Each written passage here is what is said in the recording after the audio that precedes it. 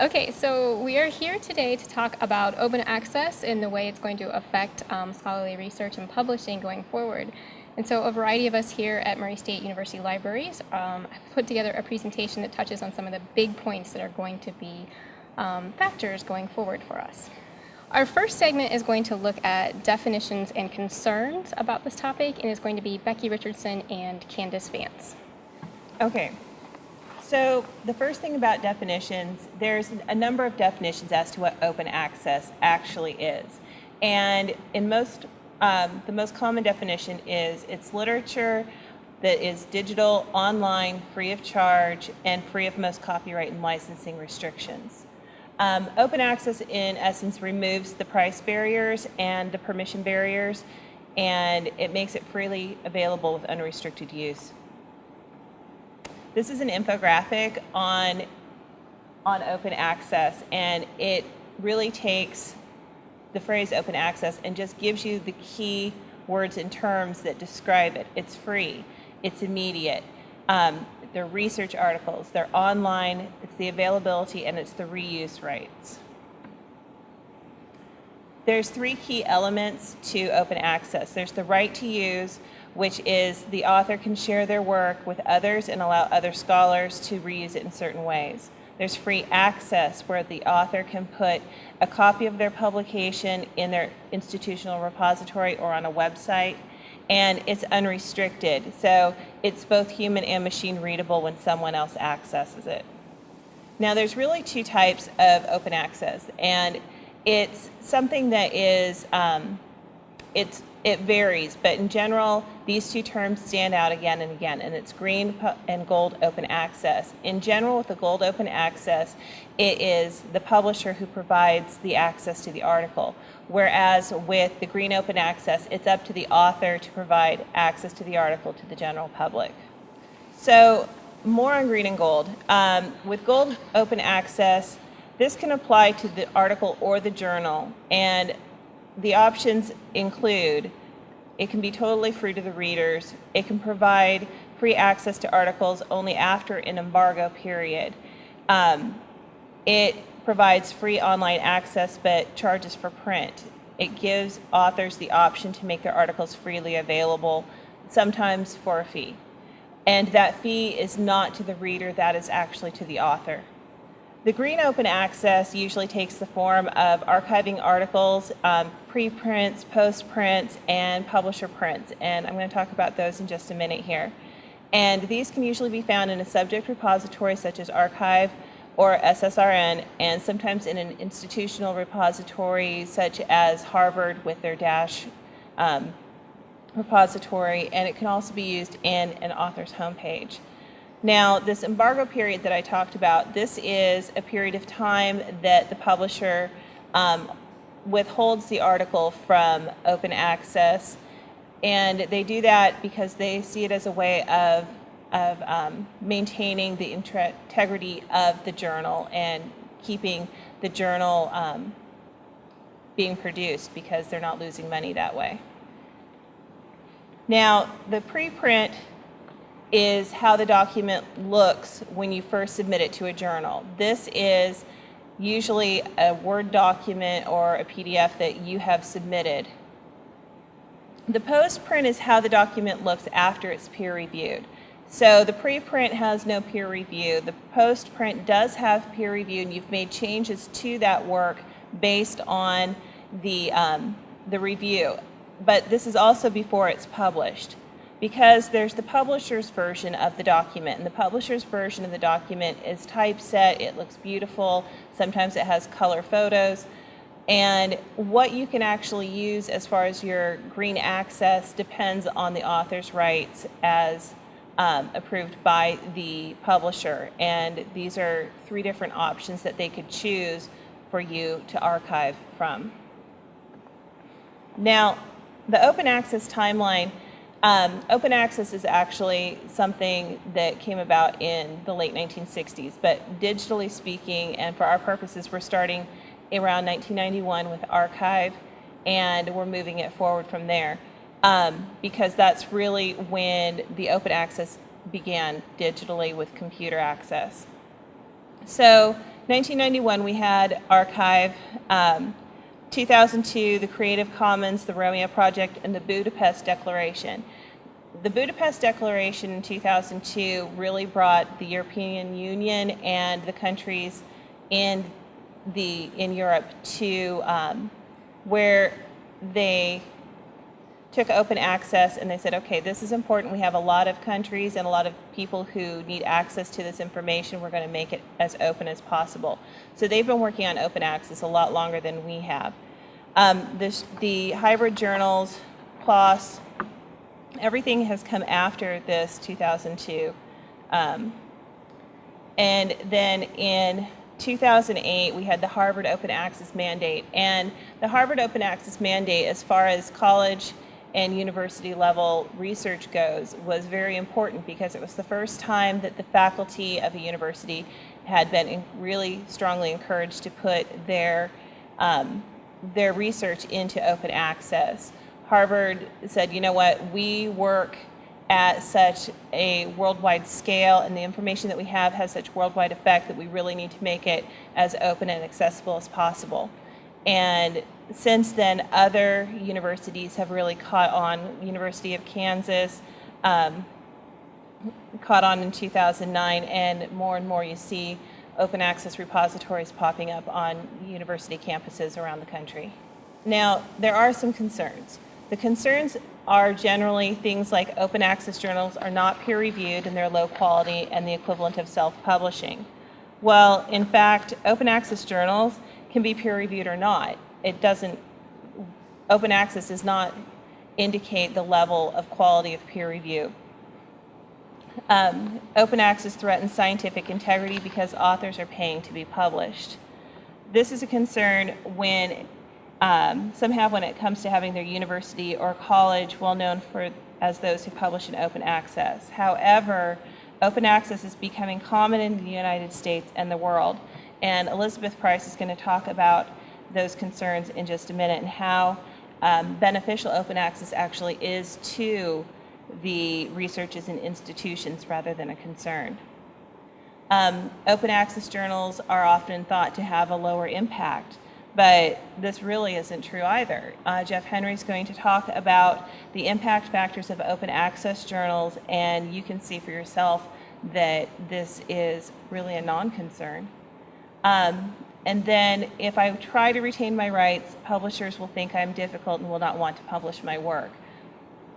And that is something that publishers are really used to dealing with. They're used to dealing with authors who want to negotiate to keep their rights. It's not anything that's going to set you apart from the norm.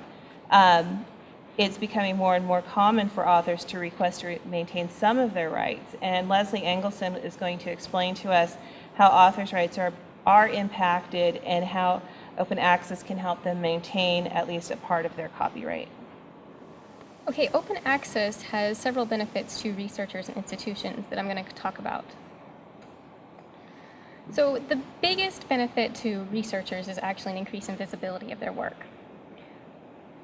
The open access, there is actually an open access paper that was published in 2010 that looked at 31 different studies dating to 2001 that looked at whether or not there was in fact a citation advantage to publishing in open access. And 27 of the 31 did show a positive open access citation advantage. Only 4 showed no advantage or a negative advantage. For the most part, this is somewhat common sense. The more people who can see your work, the more chances you have to contribute to the scholarly conversation. Open access translates to a worldwide audience for your work.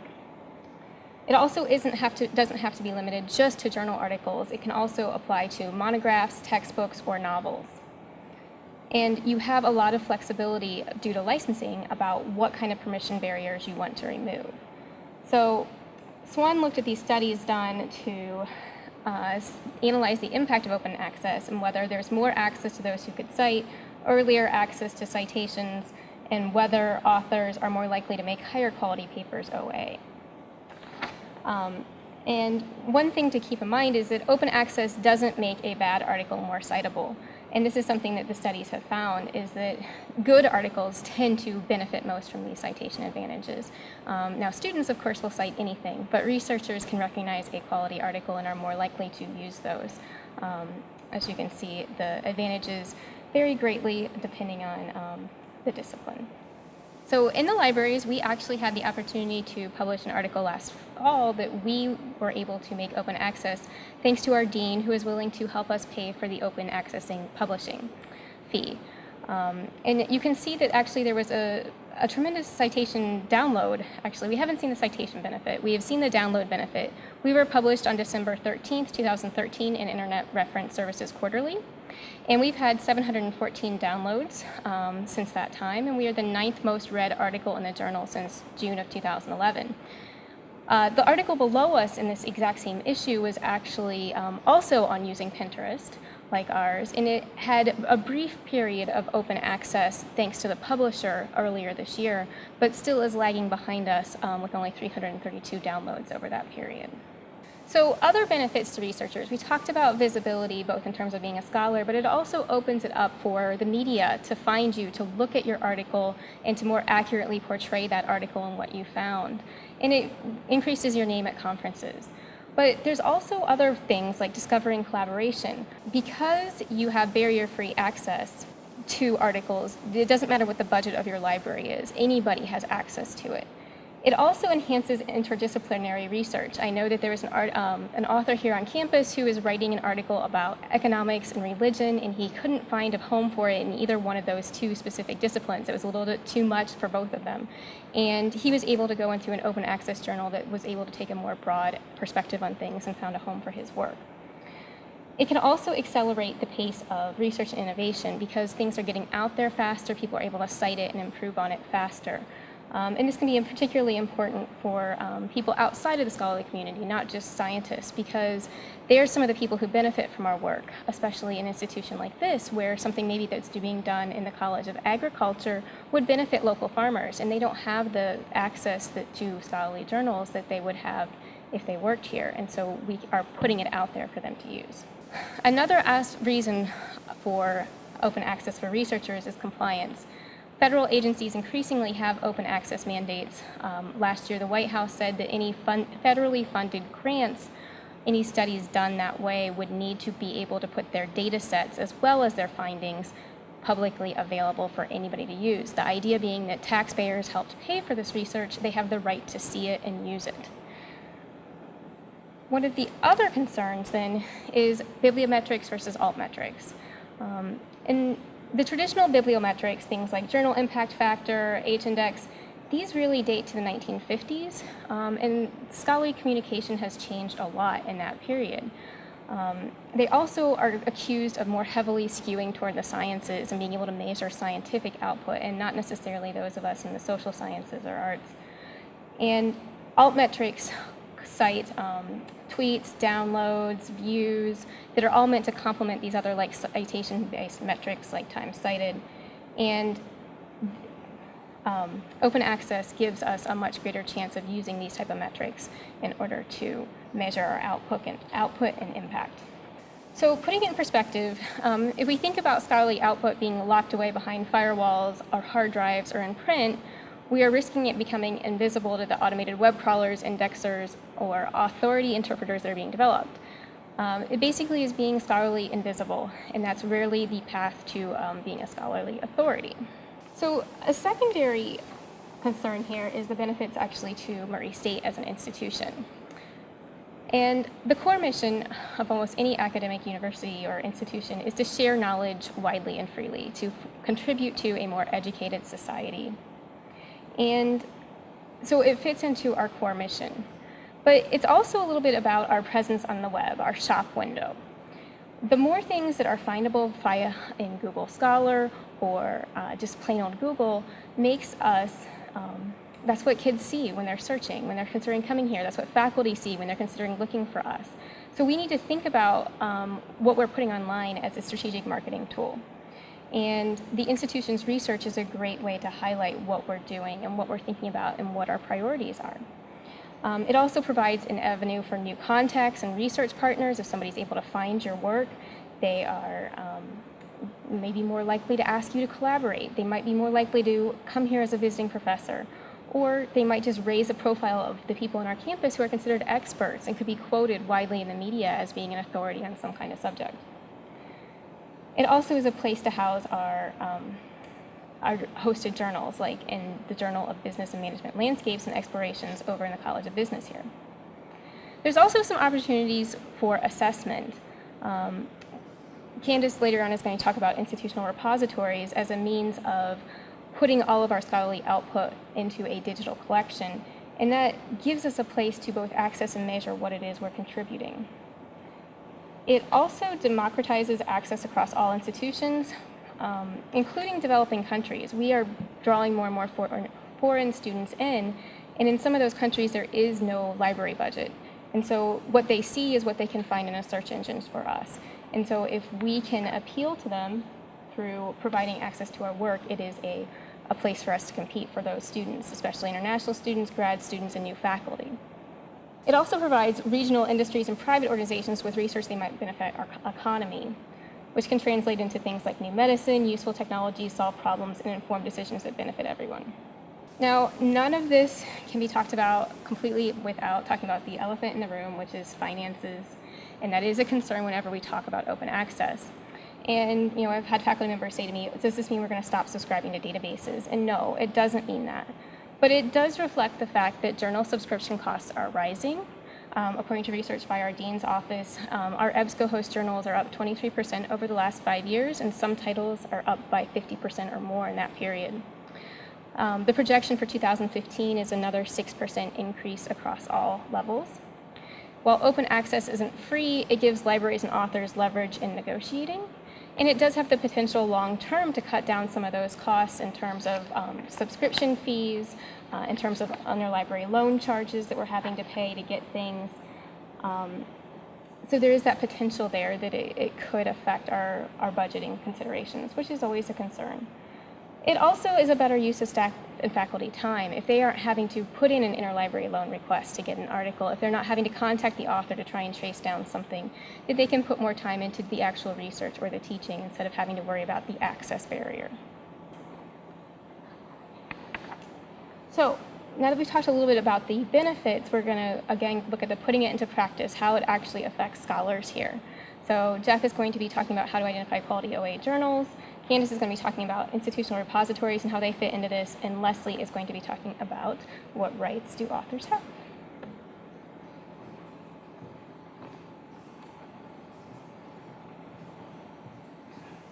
Hello, everybody. Nice to see you today. Well, some of what has already been talked about, I sort of have to rehash here. Number one, the different forms of open access. Of course, I hope most of you have heard of green, gold. There's also this hybrid form. The most basic way to put it is that gold, the publisher holds the responsibility of making that open access. Green, the author, has the responsibility of providing open access to that. The hybrid models are something that most of you are already quite familiar with. It's usually the traditional journals that you're used to seeing, but because of pressure that the open access movement has placed on them, they've given the option to purchase some of these rights. Okay, some of these open access options. Also, please know that gold, green, hybrid, whatever type of open access model it is, that does not necessarily cross over to the author's rights that you have. Okay, those will be covered a little bit later by Leslie, but just know these are purely for the open access, not necessarily the author's rights that you retain. Those can be different by journal, by publisher, all of that. Key point to remember. It's kind of been touched on, and it's usually one of the big arguments that you hear against open access, but popular quote that I like to talk about. Journals can be more open or less open, but their degree of openness is intrinsically independent from their impact, prestige, quality of peer review methodology, sustainability, effects on tenure and promotion, and their article quality. They are completely independent of one another, okay? Just because something is open access does not mean that it's low quality. All right, so please get that out of your head. I hope to try to prove that here momentarily. But now, when we talk about identifying open access journals, number one, if you don't know where to start, and just identifying what would be primarily gold open access journals. The directory of open access journals. It's a great place to start. However, this database is not exhaustive, okay? There are open access journals floating around all over the place that are not necessarily included in this directory, okay? So that's mainly just as you come across something, read about that journal, find out what it is about, okay? That is part of your responsibility in doing that. But the short goal there, or the quickest way to get to it, would be by looking at DOAJ. Also, if you already have a journal in mind, one way to quickly see what kind of open access options that publisher or that journal already offers is through a website called Sherpa Romeo. You can see what kind of authors' rights, which again will be talked about momentarily, but it also will cover a lot of times what open access options that journal on basis without any sort of negotiating offers, okay? So that would be a way to identify whether there's open access options or how to find those particular open access journals. Now, what are the impact of these journals? Now, Elizabeth already mentioned altmetrics. Most open access journals these days, or high quality ones, do actually offer within their web pages how to find those altmetrics. They offer these citation tools and different references right there within their stuff. You can run reports. However, using the more traditional bibliometric metrics, we can find the impact factor.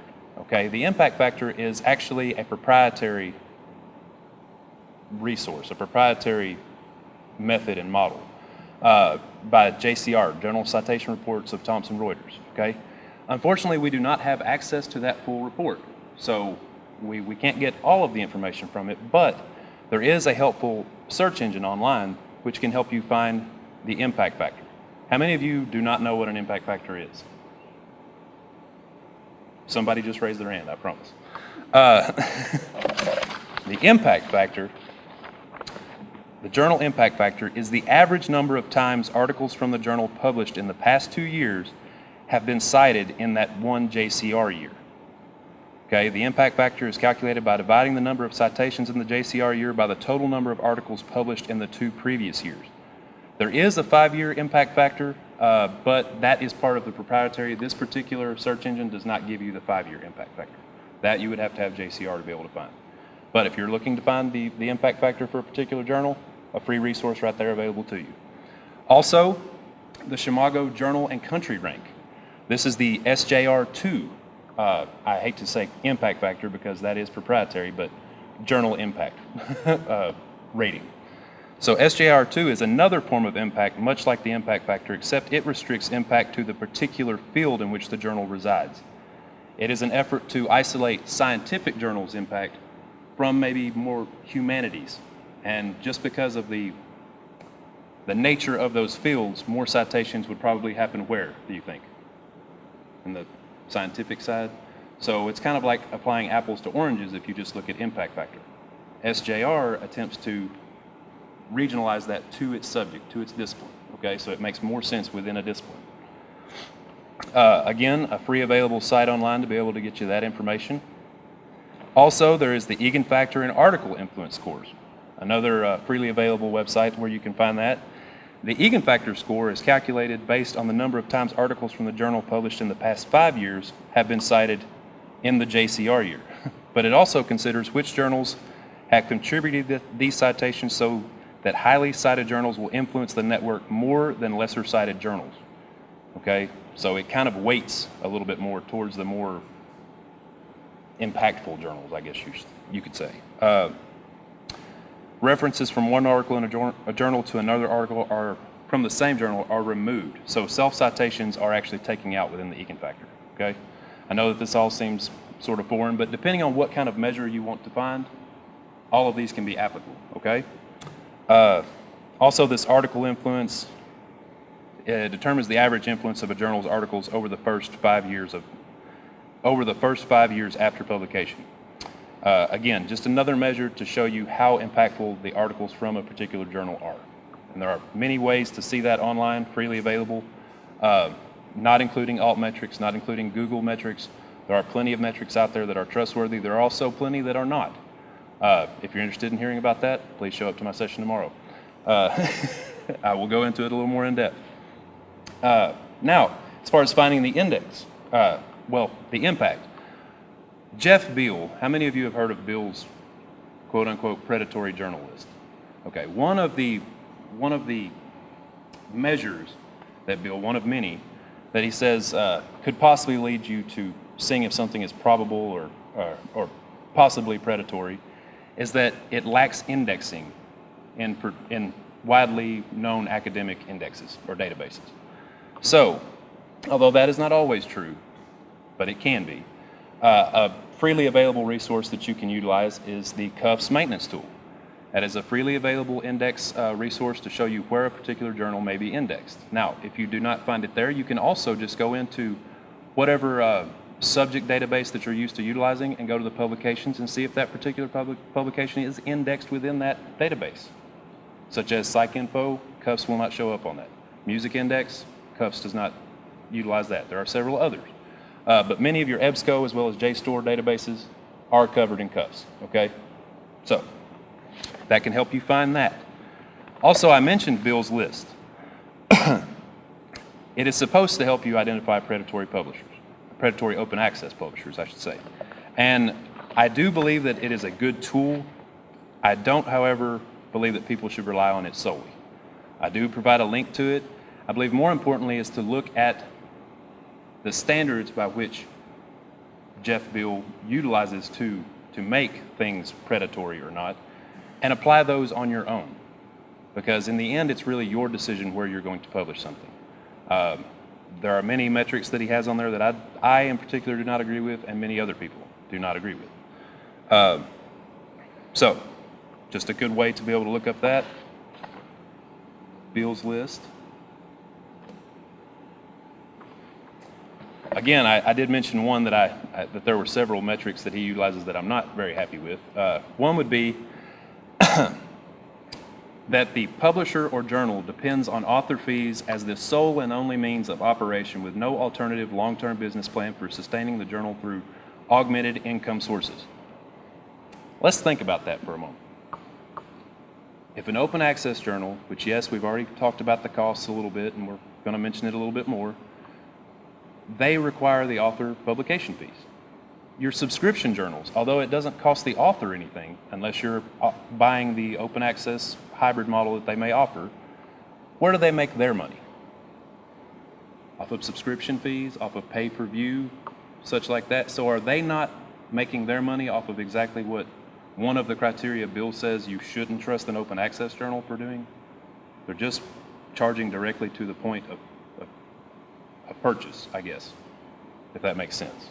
So, just an example of something I'm not entirely happy with. But also from the Budapest Open Access BOAI, anyway. Free is an ambiguous term. We mean free for readers, not free for the producers. We know that open access literature is not free to produce, but that does not foreclose the possibility of making it free of charge for readers and users. The cost is going to go on someone, okay? That's an inevitable fact. For an example, from our personal experience, our hybrid gold access option that we were able to purchase from a traditional journal publication, $2,900. That is not cheap. No one thinks it is. Also, the PLOS, their gold open access options throughout their suite of journals ranges from $1,350 to $2,900. Now again, PLOS being a high impact, I would say quite revered for not only their open access model, but also their quality of publications. That's what they have to charge. So the funding is an inevitable fact. It's just a matter of where the charge is going to be placed. Either the readers, or do we take on some of that responsibility? Other schools are funding OA, and as we have said from our personal experience, we were able to approach our dean, and we're lucky enough to get some help. So ask your deans, provost, see what could happen, and keep your ears out for possible movements in the form of open access funding at the university level at some point. If that were to come up, I'm not saying it will, but if there ever were a movement like that, keep your ears open and pay attention. All right.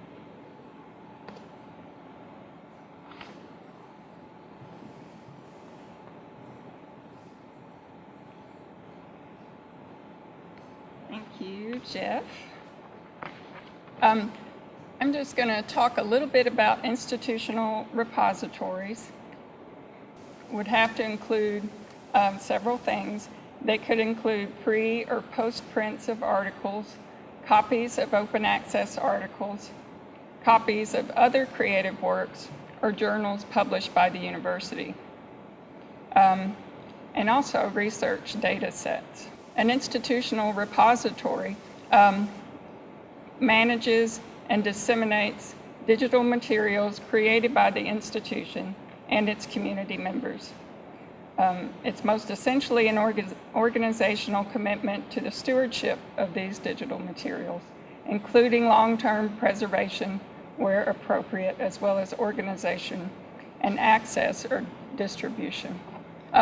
Most importantly, it will preserve the university or the institutions. Other universities that are doing it, a lot of SACS benchmarks are also have institutional repositories. Some of them are not sure whether they're going to include other things other than faculty research. And then also we have Kentucky schools. University of Kentucky has an institutional repository, as well as EKU and WKU. Last year, we were working on the MSU 100 plan, and part of that was, part of the goals was to create an institutional repository to document faculty research. And that will also be part of the initiative, the strategic initiative that we're going to be working on this year.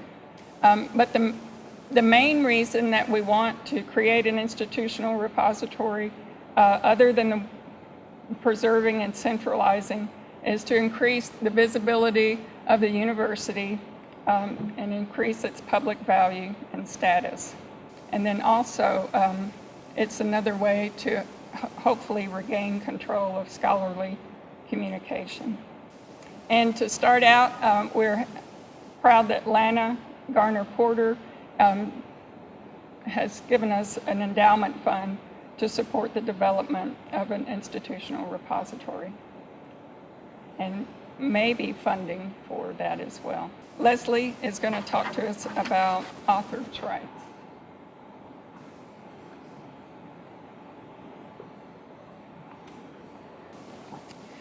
Okay, so for this presentation, I need to give acknowledgement to William Cross for his presentation on copyright at the Scholarly Communication Roadshow, and Molly Keener for her slides that she created for the Scholarly Communication 101 workshop through ACRL, which Mr. Cross used and which I used for this presentation.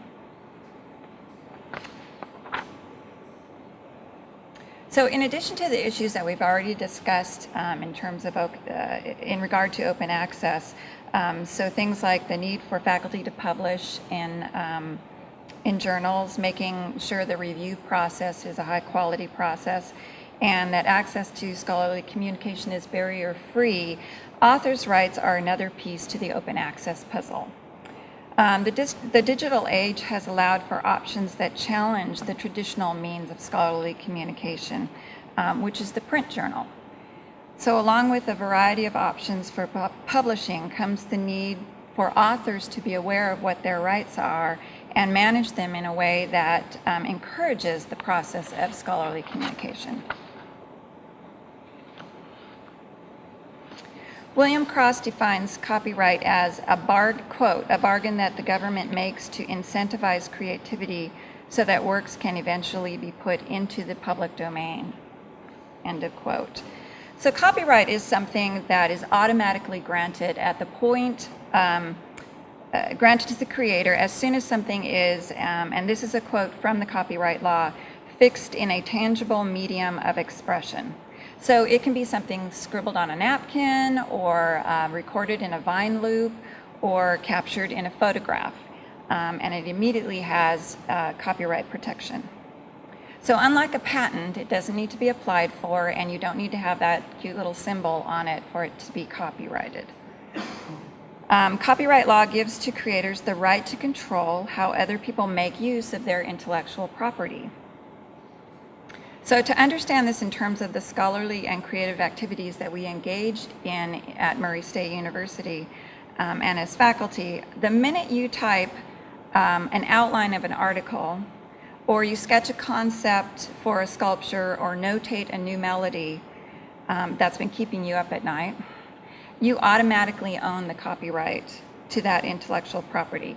And it belongs to you for as long as you live plus 70 years. So then I guess it belongs to your heirs. So with joint authorship, copyright belongs to all the entities that are a part of that authorship equally. Copyright gives the author or creator the right to make copies of their work. So it's a bundle of rights to make copies of their work, distribute their work, prepare derivatives of their work, publicly perform or display the work, and to license any of those above rights. And it can only be transferred in writing. An exception to the creator owning copyright is when you are paid by an employer to create something, and then the employer often owns that copyright. However, Murray State University and most universities have an intellectual property policy that gives the product of the research and creative activity of faculty back to them. That they own the copyright to those activities. Unfortunately, authors have just too willingly given away all of their rights to publishers. And this has happened for a couple of reasons. One of those reasons is that most authors are not familiar with what their rights are. And secondly, especially for junior faculty, we're eager to get our works published and don't often think of the ramifications of that agreement that we're signing. For-profit publishers, and those are publishers such as Sage, Wiley, Springer, Elsevier, they have taken advantage of the need for faculty to publish, and so are using works that we create and give to them for free to make a profit. And then at the same time, they limit the use that authors can make of the works that they give up for free to those publishers to make a profit. This wasn't too much of an issue when disseminating scholarly communication was facilitated best by means of a print journal. But with the advent of digital communications, it's very easy to disseminate our scholarly communication. And we could post a paper to a website or a subject repository. We could send it off to a colleague, and we can include it in course packs very easily. However, when we do these things, we are often in violation of our publisher's agreement when we signed away our copyright. So let's talk about what you as an author can do and should do in order to protect and manage your rights. So remember when I said copyright can only be transferred in writing. Traditionally, publishers have required authors to sign publishers' agreements to sign over all their rights. However, they really only need to have the right of first publication in order to publish your article in their journal. And this right can be granted by a license. Notably, open access publishers usually do not require full transfer of copyright. The open access movement has been very effective at helping authors be more aware of their rights and pressuring publishers to be less restrictive with their publishing agreements, all to the betterment of the scholarly communication process. And I can see that has happened in publishers where I've published, and a couple years ago I had to sign away all of my rights, but now they're being more, less greedy with what they ask authors to sign away, and they're allowing authors to keep more of their rights. So in just a couple of years' time, pressure has been sufficient to change what publishers are doing. As authors, it's important for you to be aware of the dangers inherent in surrendering your rights. Signing away copyright limits your ability to do anything with your article outside of fair use. So in other words, you can't publish your paper on your blog or website, you can't post it in a repository, you can't pass out copies in class, and you can't send a copy of your paper to a colleague. Often faculty, as I said before, are guilty of violating copyright because they don't understand that they've signed away their rights. Additionally, signing away copyright can potentially conflict with mandates by funders. However, when authors negotiate rights for themselves, they can determine how they want their work to be used and can license it for that use through Creative Commons. Creative Commons provides a variety of licensing options, enabling an author to specify the limits of use of their work. This is one way an author can provide barrier-free access to their scholarly and creative work. So you don't have to raise your hands here. I won't make you call yourself out, but I want you to think for a second about this. For each article, book chapter, or book that you have written, do you know which rights you have retained and which you have signed away to the publisher? And if you don't know off the top of your head what your agreements say your rights are, do you know where the publisher agreements are that you have signed so that you can find out what rights you have? I think often, probably most faculty would answer no to both of those questions. So don't worry if you can't find your agreement. As Jeff mentioned, there's a resource called Sherpa Romeo, which I'll talk a little bit more about later, that can help you determine what your rights may be. But before I get to that, I'd like to take a look at some publishers' agreements to see what options they offer.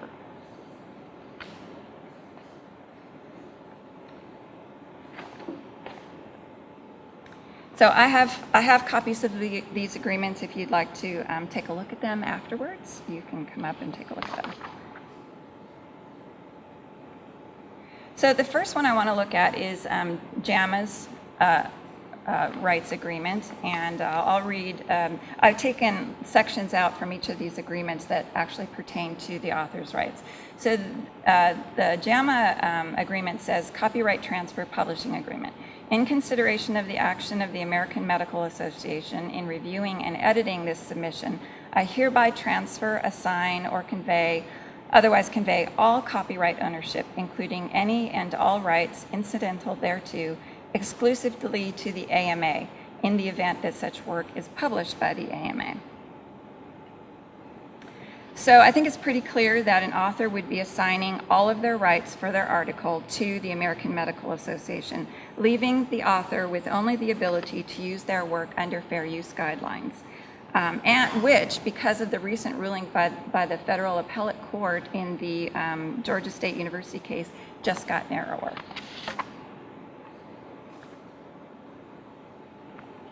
So the next agreement I want to look at is one that Wiley-Blackwell has, and the pertinent section says that the contributor assigns to Wiley-Blackwell all copyright, including but not limited to the right to publish, republish, transmit, sell, distribute, and otherwise use the contribution in whole or in part, and to license or permit others to do so. As an aside, I think it's interesting that they call it a contribution instead of the article.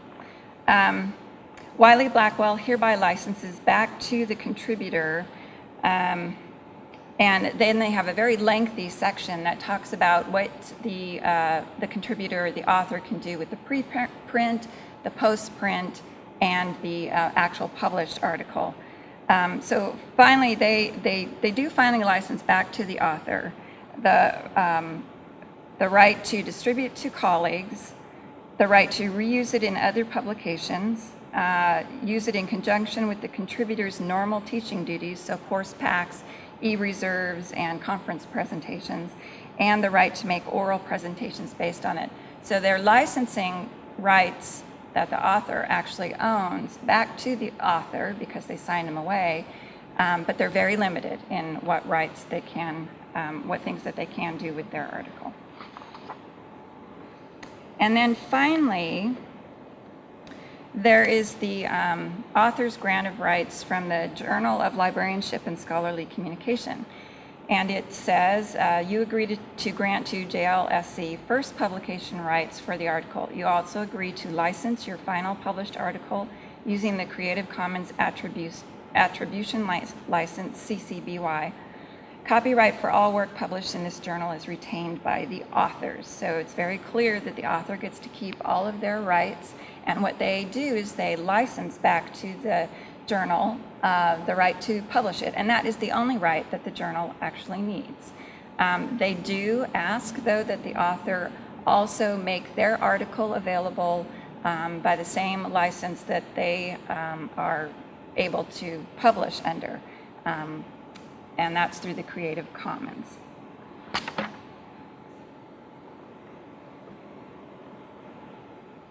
So how do you negotiate for your rights? Well, work with your editor on negotiating with the publisher. As was mentioned, publishers are familiar with authors negotiating for their rights, so it's not going to be something that you're surprising them with, or it's coming out of the blue for them. So there are a couple of ways that you can work your rights into the agreement. You can ask for a completely different contract. However, if you don't feel comfortable with that, you can include an addenda with the agreement that the publisher has provided with some standard language that talks about the rights that you want to keep. And the language on the slide is a suggested addenda to include, and it just talks about keeping the rights to use the article in teaching and research, allowing colleagues to use it, and being able to post it to a website that's freely accessible. It's important to understand that you have the right to negotiate the terms of your agreement, and that you have nothing to lose by doing so. The journal has already made the offer to publish your article, so that it's not like they're going to rescind it. You can choose to walk away if you don't like the publisher's agreement and they don't want to change it. So you're really not risking anything by trying to negotiate. But the key to negotiation is knowing what your rights are, and as well as knowing what you need and then what you can live with. As with any sort of negotiation, it's always good to overreach so that you're comfortable with having to back off and compromise, and know that you can live with the agreement that you've signed. Be sure to read and save the agreement that you sign. Save it in a place where you'll be able to find it, as opportunities may arise in which you would like to use your article, but if you can't find the agreement and you don't remember what your rights are, you might not be sure how you can use your article.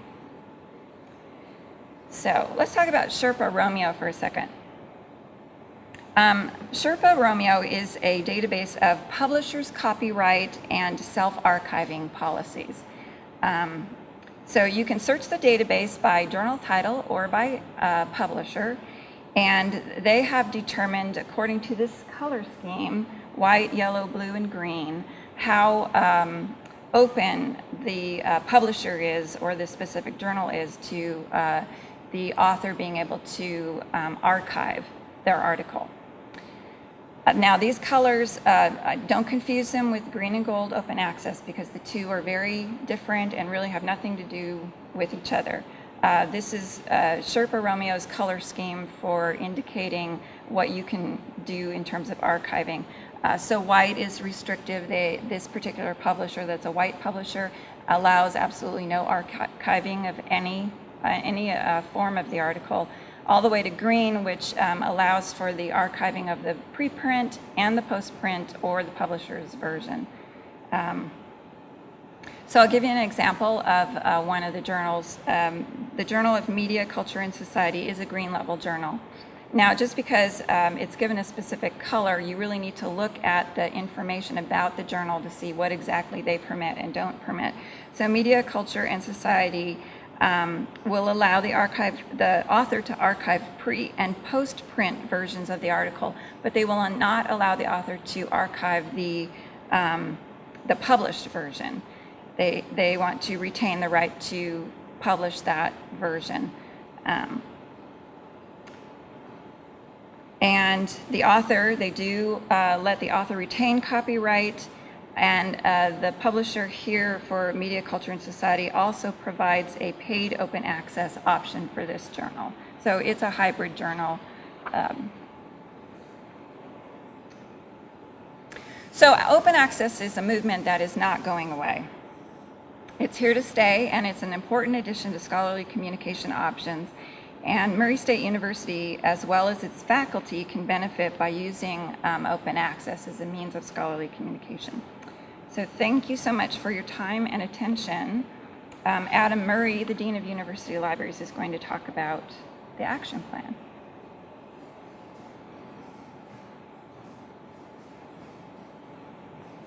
Okay, thank you very much. So the university libraries want to put our money where our mouths are in terms of this conversation about open access and what it means for the university campus.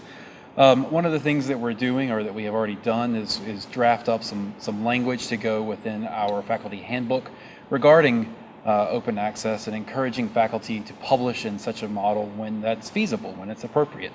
We're working through the Research Policy Committee to address this at a campus-wide level, working with the tenure and promotion committees to have conversations about this within the colleges, and then also through the Faculty Senate with the overall university handbook. Of course, we have the workshops that are taking place this week through the Open Access Week series of workshops. And then we're going to be supporting library faculty in funding any publishing that they want to take place in an open access model through the endowment that was mentioned earlier, funded by Lena Porter. We're going to be meeting with the collegiate level tenure and promotion committees to have a conversation, to do this presentation for them, and to have a conversation about how they can discuss what open access means for their disciplines. So what we need the university community to do, what we would like to ask the university community to do, is to have a conversation within your departments, within your disciplines, about how you publish, about the way scholarly communication is changing in your fields. If you're a tenure track faculty member and you're looking for a place to publish, have a conversation with your research and instruction librarian about some of the options that you have for journals to publish within. And if it's an open access journal, that provides you a great chance to have a conversation with your department chair, with your tenure committee within your department, or within your college, or with your dean.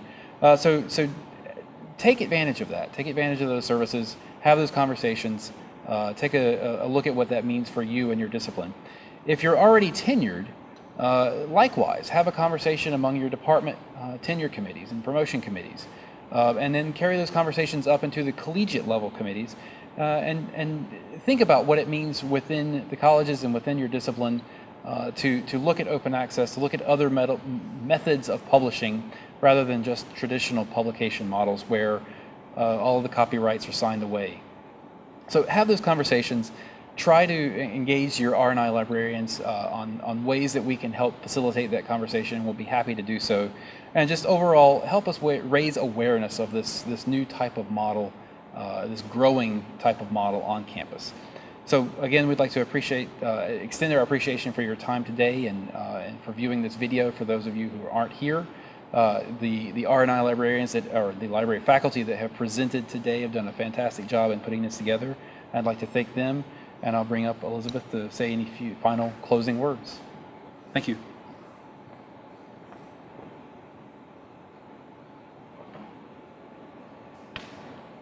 Well, we just have a lot more information available. If anybody is interested, as Dean Murray said, please ask your research and instruction librarian if you would like to talk more about open access and exactly what it's going to mean for Murray State University going forward.